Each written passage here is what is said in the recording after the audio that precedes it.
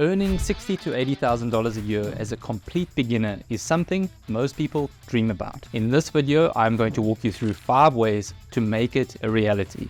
And no, I'm not going to sell you a $2,000 course at the end. The best part is you don't need thousands of dollars to make this happen. I'm going to show you how you can build a $5,000 a month business from scratch as a beginner with less than $500. Want the truth? Business is hard.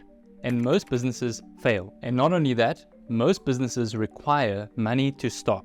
But some business models are better than others. And I'm going to share the pros and cons to help you succeed. So why $60,000 a year? Earning $5,000 a month by the end of this year is realistic, even if you're a complete beginner. Is $10,000 a month possible? Sure. Even more than that. But we're talking about a small percentage of people who can make it happen. And let's say you fail and you only make $3,000 a month. Well done. You are ahead of a lot of people and you have the winning blueprint to turn it into $5,000 a month and beyond. Now the question is, what should you do? We've got dropshipping, we've got affiliate marketing, digital products, software, and 20 other business models. When I decide on a business, I consider the financial investment, the profit, transaction type, time to pull the salary, effort, and enjoyment. Financial investment is how much cash the business requires to start. Profit is gross profit margins. Transaction is either once-off or recurring income. Time to pull a salary is when I can start pulling a few $1,000s a month every month as a salary.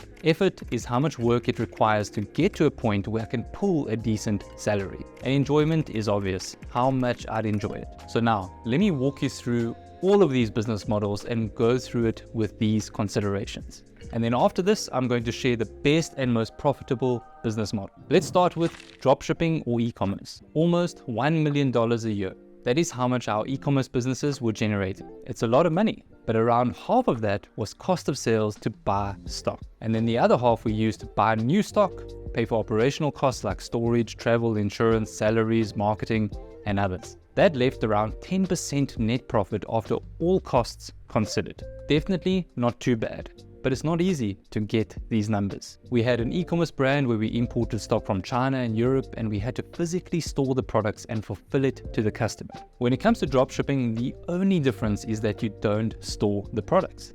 You get paid from the customer, order it from the supplier in China, and they ship it directly to the customer. So it actually costs you nothing. This sounds so easy, right? Nah. What they don't tell you is most suppliers don't allow you to order on demand for individual orders.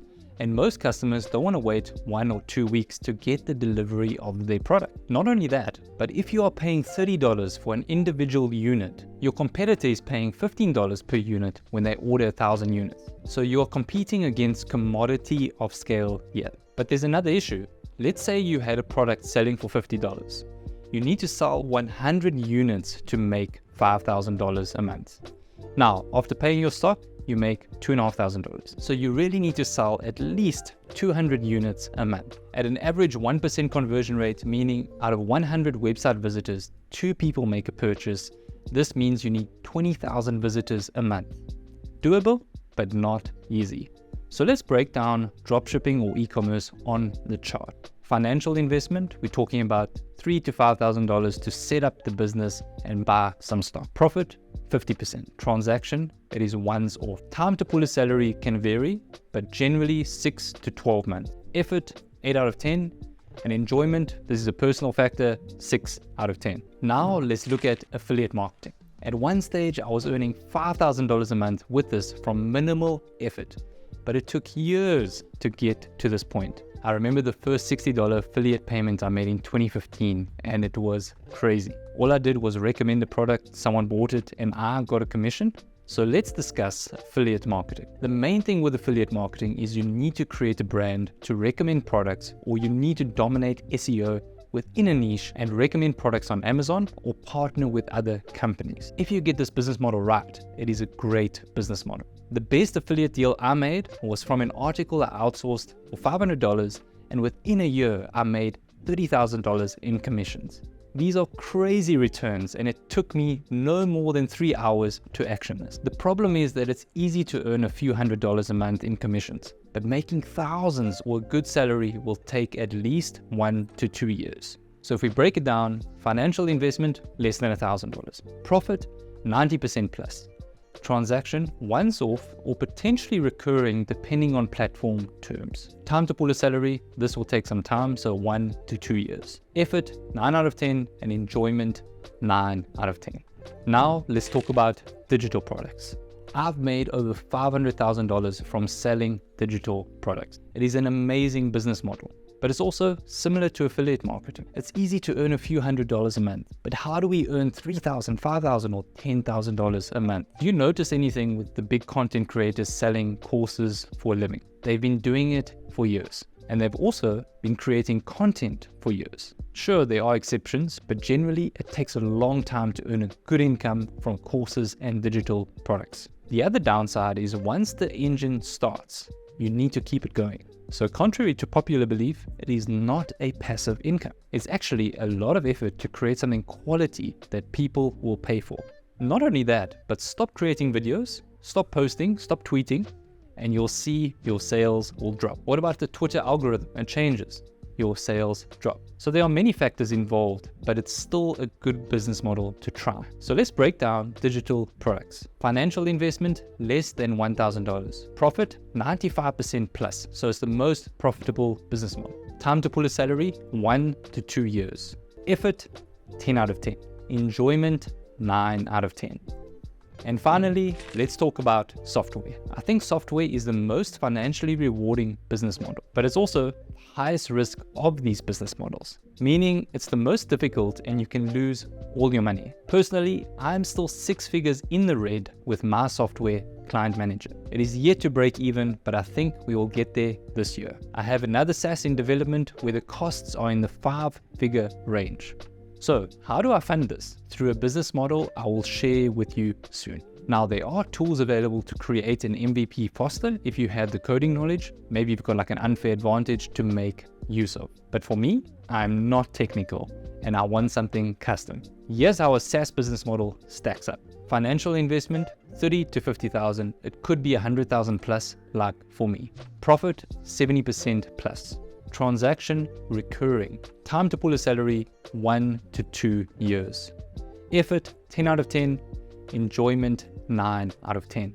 And by the way, if you are interested in SaaS, check out this podcast I have with Simon. So I walked you through 4 popular business models, but is there something better?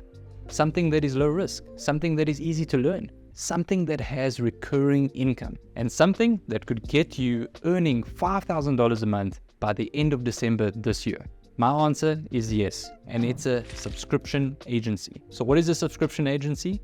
You are selling a service to a business in exchange for a monthly payment. What type of services? That could be websites, Google ads, Facebook ads, LinkedIn ads, TikTok ads, A/B split testing, short form videos, social media management, email marketing, content writing, SEO, and the list goes on. Let's take a look at how a subscription agency stacks up, and then I'm going to share 5 steps to earn at least $5,000 a month from this business model by the end of the year. Financial investment, less than $500. Profit, 80% plus. Transaction, recurring. Time to pull a salary, 6 months. Effort, 8 out of 10 to start. And then I would say about 6 out of 10, probably after about 6 to 9 months. Enjoyment, 9 out of 10. And you know the crazy thing about this business model? You don't even need to be the one doing the work. I'm serious when I say you can earn at least $5,000 a month and only work 4 hours a day by the end of this year. Now, if you're skeptical, let me see if I can convince you that it's possible. Quite simply, you sell the service to clients in America, UK, Canada, Australia, and other first world countries. And you outsource those services to freelancers in third world countries like India, Pakistan, South Africa, Philippines, and others. As an example, you sell X for $5,000 and you outsource it for $1,000. Your goal should be to make at least 80% profit on each deal. Before you get upset with me, context is important for every project. How long it will take, who you are outsourcing to, the quality of work, and so on. But one thing is certain, we live in a global economy. If you were earning $100,000 a year and taxes were 80% in your country and 20% in a similar country, would you still live in the high-taxed country? Yes, context again is important, but generally you wouldn't. And it's the same thing with hiring people. Microsoft outsources a lot of their tasks to employees in India at less than half the price of hiring in America. Dell outsources to India. IBM has more employees in India than they do in America. Apple outsources a lot to the Philippines, Amazon, Ford, and the list goes on. Why? One word: profits. Pay someone $10,000 a month in the US or pay someone $3,000 in a third world country for the same service. Not only that, but you can make a difference employing someone so they can provide for their family, and you can make a good profit, and the client can still get a good outcome. You know what's a myth that is annoying? Assuming the people that get paid the most are the best for the job.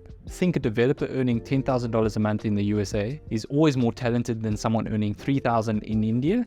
Short answer, you are wrong. Now, to make this business model work, you need to sell a service for $1,000, $2,000, $3,000, and even $5,000 a month. Now, I know the first question you might ask is, how do you sell a service for this amount? Easy.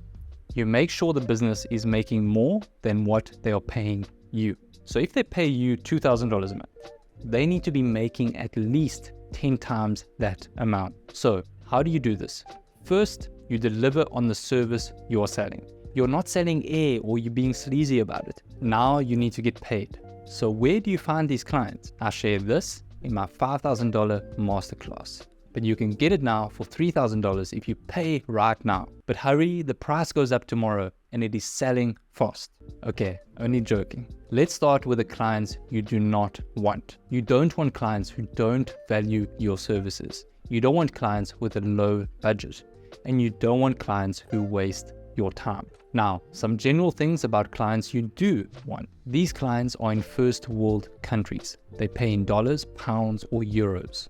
They have a marketing budget of at least $20,000 a year. Next question I get a lot is, do you need a niche? And my answer is, you don't, but it is beneficial. Some examples: florists, bakers, restaurants, coffee shops. Can you tell why these are bad niches? These businesses have tight margins and low marketing budgets. They can barely afford $500 a month for marketing. And sure, there are exceptions, but what you want are clients that can afford your services. Personal injury lawyers, national deck installers, yacht rentals, landscapers, furniture retailers, six-figure content creators, VC-funded SaaS companies. These are niches you want to target. Now we have our niche down.